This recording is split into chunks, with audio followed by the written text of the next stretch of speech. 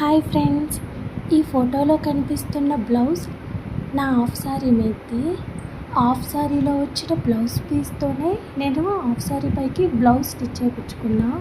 ఈ లేస్ ఉంది కదా చివరన, ఇది నా వాణికి ఇంకా హాఫ్ సారీలో లంగా కింద బార్డర్ ఉంది బ్లూ కలర్, దానికి కూడా ఇలానే ఇచ్చాడు.